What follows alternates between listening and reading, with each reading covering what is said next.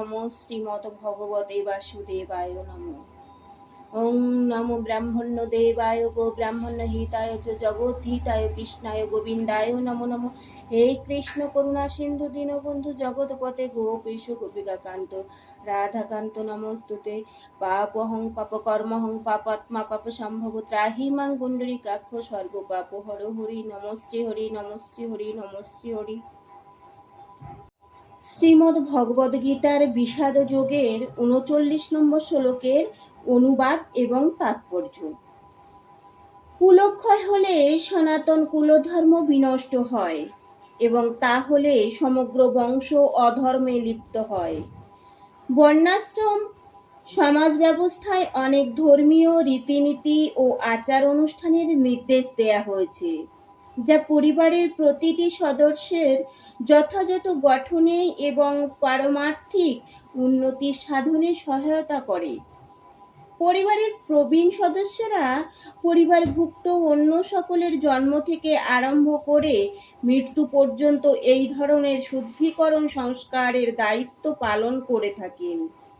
কিন্তু এই সমস্ত প্রবীণ সদস্যদের মৃত্যু হলে শুদ্ধিকরণের এই সমস্ত পারিবারিক প্রথা বন্ধ হয়ে যেতে পারে, আর তখন পরিবারের নবীন সদস্যরা অর্ধমর্জিত আচরণে লিপ্ত হতে পারে এবং তার ফলে তাদের মুক্তির সম্ভাবনা চিরতরে নষ্ট হয়ে যায়।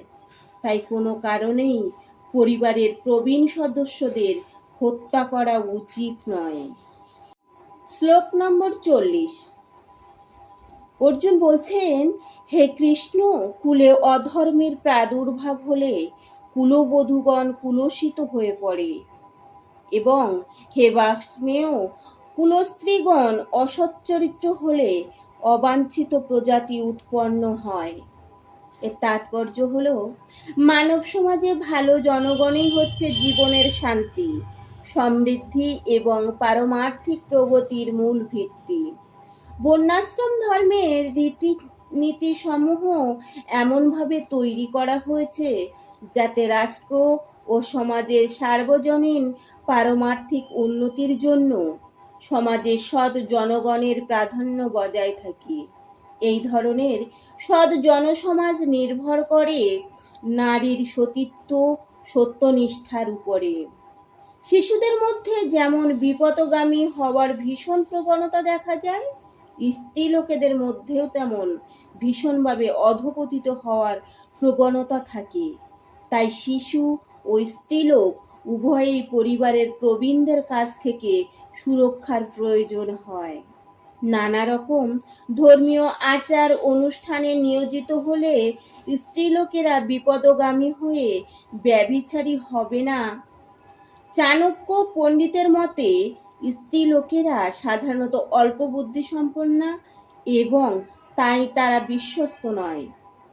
তাই তাদের নানা রকম পারিবারিক ঐতিহ্যবাহী ধর্মানুষ্ঠানে সবসময় নিয়োজিত রাখা উচিত, আর তার ফলে তাদের সতীত্ব ও ভক্তি বর্ণাশ্রম পন্থায় অংশগ্রহণের যোগ্য সৎ মানুষের জন্মদান করবে।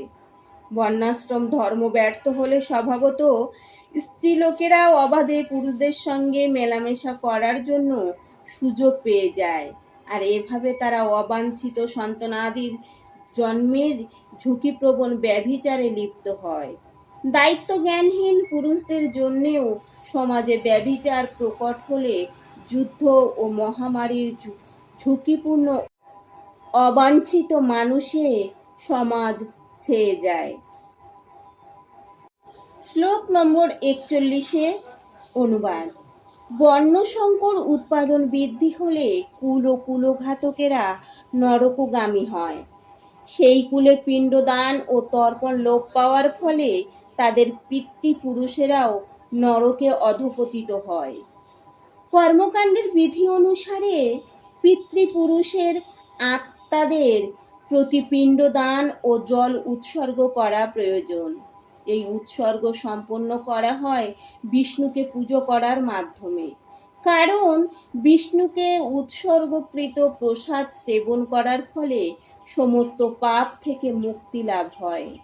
অনেক সময় পিতৃপুরুষদের বিভিন্ন পাপের ফল ভোগ করতে হয় এবং কেউ কেউ জড়দেহ পর্যন্ত ধারণ করতে পারে না, সূক্ষ্ম দেহে প্রেতাত্মা রূপে থাকতে বাধ্য হয়। যখন বংশের কেউ তার পিতৃপুরুষদের ভগবদ প্রসাদ উৎসর্গ পূর্বক পিণ্ডদান করে, তখন তাদের আত্মা ভূতের জীবন অথবা অন্যান্য দুঃখময় জীবন থেকে মুক্ত হয়ে শক্তি লাভ করে। পিতৃপুরুষের আত্মার সদ্গতির জন্য এই পিণ্ডদান করাটা বংশানুক্রমিক রীতি এবং যারা ভগবদ ভক্তিতে যুক্ত হয় তাদের এই ধরনের আচার অনুষ্ঠানের প্রয়োজন হয়। তবে যারা ভগবত ভক্তিযোগে সাধন করেন তাদের এই ধরনের অনুষ্ঠানের প্রয়োজন নেই। তারা কেবল ভক্তিযোগ সাধন করার মাধ্যমেই শত সহস্র পূর্বপুরুষকে উদ্ধার করতে পারেন। ভগবতে বলা হয়েছে, যিনি সব রকম কর্তব্য পরিত্যাগ করে মুক্তি দানকারী মুকুন্দের চরণকমলে শরণ নিয়েছেন এবং ঐকান্তিকভাবে পন্থাটি অবলম্বন করেছেন, তাঁর আর দেবদেবী, মুনি ঋষি, পরিবার পরিজন, মানব সমাজ ও পিতৃপুরুষের প্রতি কোনো কর্তব্য থাকে না। পরমেশ্বর ভগবানের সেবা করার ফলে এই ধরনের কর্তব্যগুলি স্বাভাবিকভাবে সম্পাদিত হয়ে যায়। শ্লোক নম্বর 42। যারা কুকর্মের মাধ্যমে বংশের ঐতিহ্য নষ্ট করে এবং তার ফলে অবাঞ্ছিত সন্তানাদি সৃষ্টি করে, তাদের সেই দোষের ফলে সর্বপ্রকার জাতি, ধর্ম এবং কুলধর্ম বিনাশপ্রাপ্ত হয়।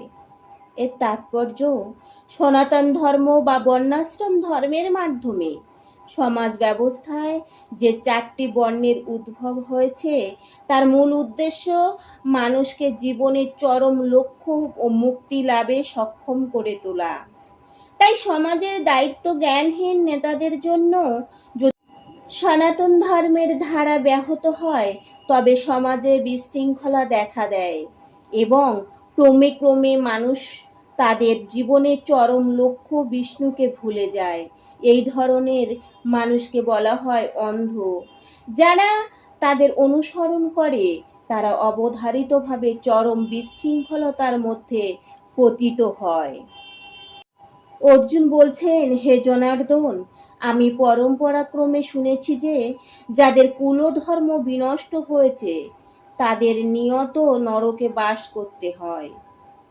অর্জুনের সমস্ত যুক্তিতর্ক তার নিজের অভিজ্ঞতার উপর প্রতিষ্ঠিত নয়। পক্ষান্তরে তিনি সাধু সন্ত আদি মহাজনদের কাছ থেকে আরোহণ করা জ্ঞানের ভিত্তিতে এই সমস্ত যুক্তির অবতারণা করেছিলেন। সেটি প্রকৃত জ্ঞান লাভের পন্থা। প্রকৃত জ্ঞান উপলব্ধি করেছেন যে মানুষ তার তত্ত্বাবধানে শিক্ষা লাভ না করলে এই ধরনের প্রকৃত জ্ঞানের স্তরে উন্নতি হওয়া যায় না। বর্ণাশ্রম ধর্মের বিধি অনুসারে মানুষকে মৃত্যুর পূর্বে তার সমস্ত পাপ মোচনের জন্য কতকগুলি প্রায়শ্চিত্তের বিধি পালন করতে হয়। যে সব সময় পাপ কার্যে লিপ্ত থাকে এবং পাপ কার্যে লিপ্ত থেকে জীবন অতিবাহিত করে, তার জন্য এই বিধি অনুসরণ করে প্রায়শ্চিত্ত করাটা অবশ্য কর্তব্য। প্রায়শ্চিত্ত না করলে তার পাপের ফলস্বরূপ মানুষ নরকে পতিত হয়, নানা রকম দুঃখ কষ্ট ভোগ করে। শ্লোক নম্বর 44। হায়, কি আশ্চর্যের বিষয় যে আমরা রাজ্য সুখের লোভে স্বজনদের হত্যা করতে উদ্যত হয়ে মহা পাপ কর্মে সংকল্পবদ্ধ হয়েছি। স্বার্থ সিদ্ধির জন্য মানুষকে ভ্রাতা, মাতা বা পিতাকে হত্যা করতে দেখা যায়। পৃথিবীর ইতিহাসে এর অনেক নজির আছে, কিন্তু ভগবদ ভক্ত অর্জুন সদা সর্বদা নৈতিক কর্তব্য অকর্তব্যের বিষয়ে সচেতন। তাই তিনি এই ধরনের কার্যকলাপ থেকে বিরত থাকাই শ্রেয় বলে মনে করেছেন। শ্লোক নম্বর 45।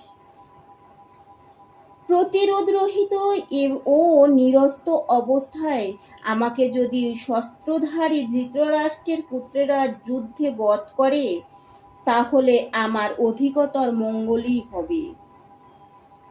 ক্ষত্রিয় রণনীতি অনুসারে নিয়ম হলো, শত্রু যদি নিরস্ত হয় বা যুদ্ধে অনিচ্ছুক হয় তবে তাকে আক্রমণ করা যাবে না। কিন্তু অর্জুন স্থির করলেন যে এই রকম বিপজ্জনক অবস্থায় তার শত্রুরা যদি তাকে আক্রমণও করে তবুও তিনি যুদ্ধ করবেন না। তিনি বিবেচনা করলেন যে শত্রুপক্ষ যুদ্ধ করতে কতটা আগ্রহী ছিল। অর্জুনের এই ধরনের আচরণ ভগবদ ভক্ত উচিত কমল হৃদয় বৃত্তির পরিচায়ক। সঞ্জয় উবাচ। শ্লোক নম্বর 46। সঞ্জয় বললেন, রণক্ষেত্রে এই কথা বলে অর্জুন তার ধনুর্বাণ ত্যাগ করে শোকে ভারাক্রান্ত চিত্তে রথপুরী উপবেশন করলেন। এর তাৎপর্য, শত্রু সৈন্যকে নিরীক্ষণ করতে অর্জুন রথের উপর দাঁড়িয়েছিলেন, কিন্তু তিনি শোকে এতই মুহ্যমান হয়ে পড়েছিলেন যে তার ধনুক পরিত্যাগ করে তিনি রথের উপর বসে পড়লেন। এই ধরনের দয়ালু ও কমল হৃদয় বৃত্তি সম্পন্ন ভগবত ভক্তই আত্মতত্ত্ব জ্ঞান লাভ করার যোগ্য। হরে কৃষ্ণ।